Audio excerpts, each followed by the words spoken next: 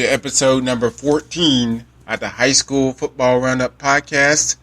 I'm Walter Johnson, and it's 12:01 a.m., just after midnight on Friday, September 23rd, recording this podcast live on the Southwest Georgia Network on Twitter at SWJ Network.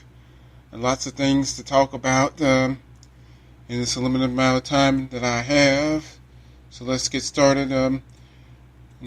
We'll start at Hugh Mills Stadium in Albany. Perhaps the shocker of this young schedule in GHSA Region 1-4A, and the Westover Patriots come from behind late to knock off the Tigers of Carver High School out of Columbus, Georgia. Final score 23-20.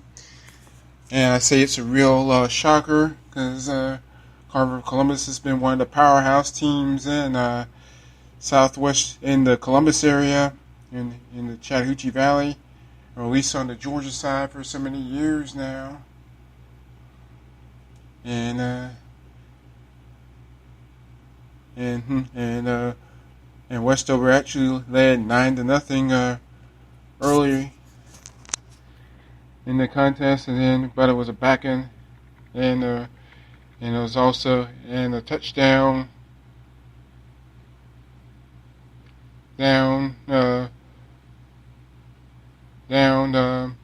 which came on an interception and then a pitch, and it made it 16-0, and Carver rallied to make it a 2016 game late, and then the touchdown with 47 seconds remaining on a Hail Mary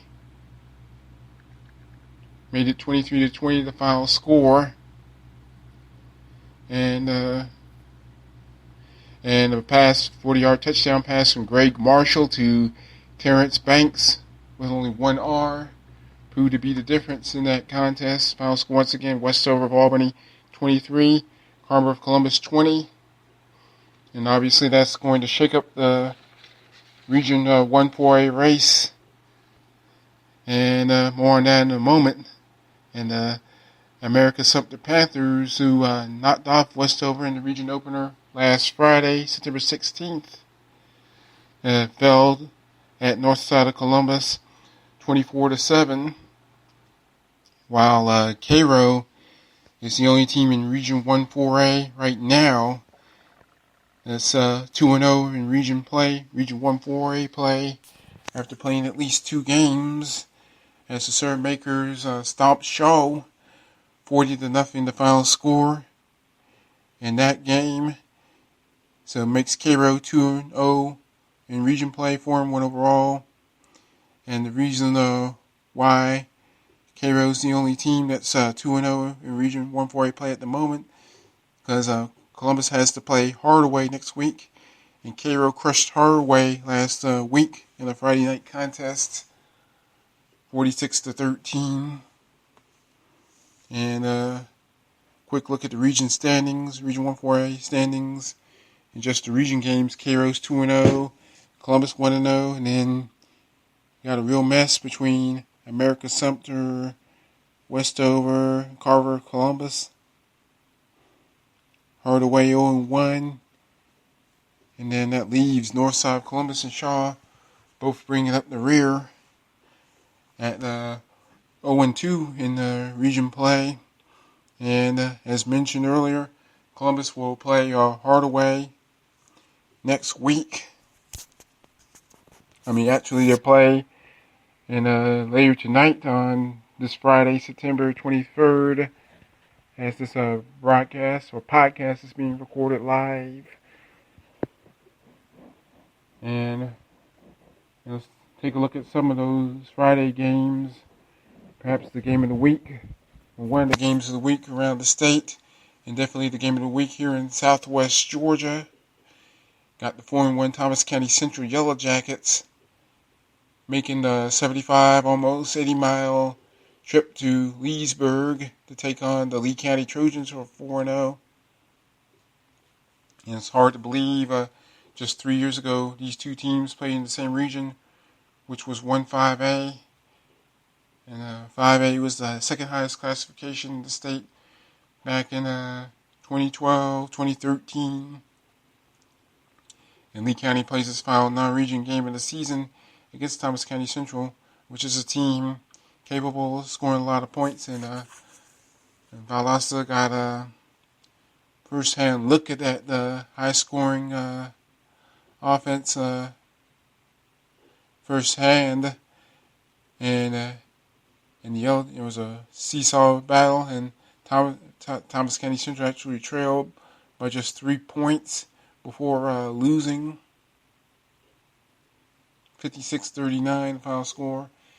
And as for the Trojans from Leesburg, they were allowing just under 9 points a game and pitched his first shutout last week, a 49-0 rout of Luella. And even so, history doesn't appear to be on Lee County's side, and just 1-21 all time against TCC, and the Trojans' only victory came back in 2005. And since then, the closest score was 24-7 in Thomas County Central's favor. But it should be a good game. And moving quickly to some of the other games here in the Albany area, as far as the interest goes, 3-0 Brooks County against the Monroe Tornadoes, 2-1. And Monroe got back on the winning track by shutting out Albany High 42-0 last week. And Brooks County actually came from behind to defeat Pierce County 33-28, and they've also beaten the likes of Cook and Clinch County along the way. And obviously, the Tornadoes will hope to be battle tested against a perennial Class AA powerhouse like Brooks County. And their only loss so far came to Thomas County Central. And how about some Region 1 Single A matchups? Thursday night contest saw down in Camilla, saw Chattahoochee County shut out Rankin Charter 32-0. And Friday action got undefeated Mitchell County looking to stay undefeated against the Terrell County Green Wave team. Has won back-to-back games since losing their first two contests, and that included back-to-back wins over previously undefeated teams like Pelham and Seminole County. And if Mitchell County is to go to 5-0, they'll have to slow down Terrell County quarterback Trey Bishop, who had a big game and a win over Miller County last week. Or was it over? I think it was over Seminole.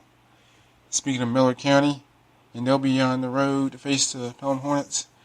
And Miller's 2-1 overall, as well as in region play. Pelham is 3-1. A huge game. 0-3 Calhoun County looking for its first win at Stewart County, up in Lumpkin, Georgia. And a battle of winless teams.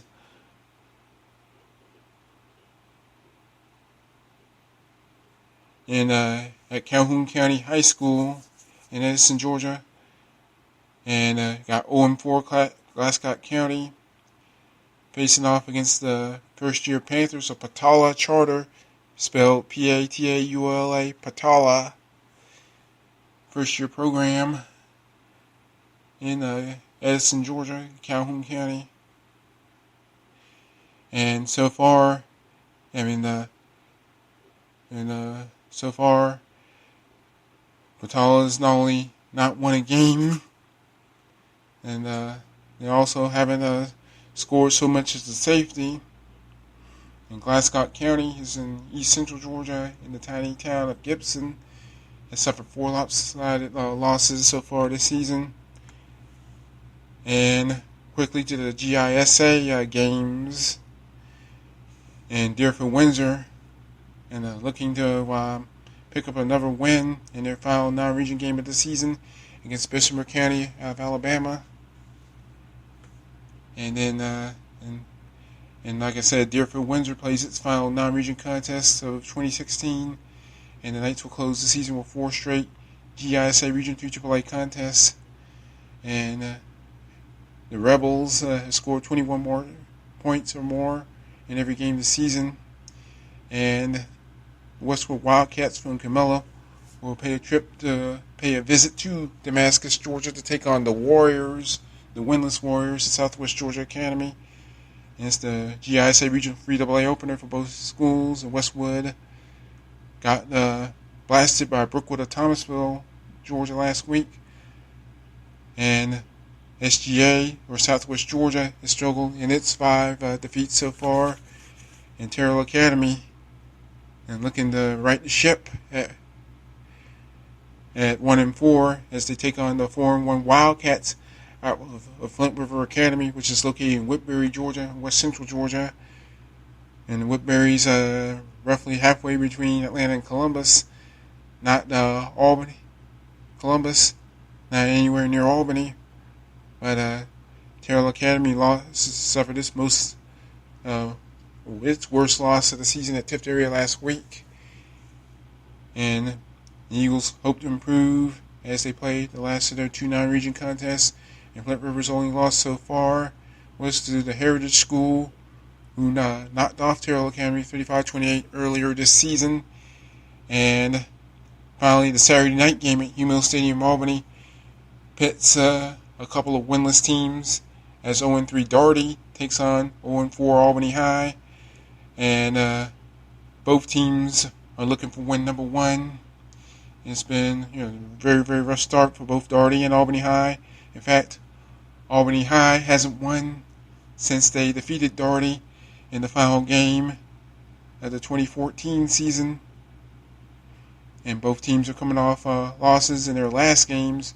Darty fell to Spencer and Columbus last Saturday, while Albany High, as mentioned earlier in this podcast, was shut out by Monroe 42-0.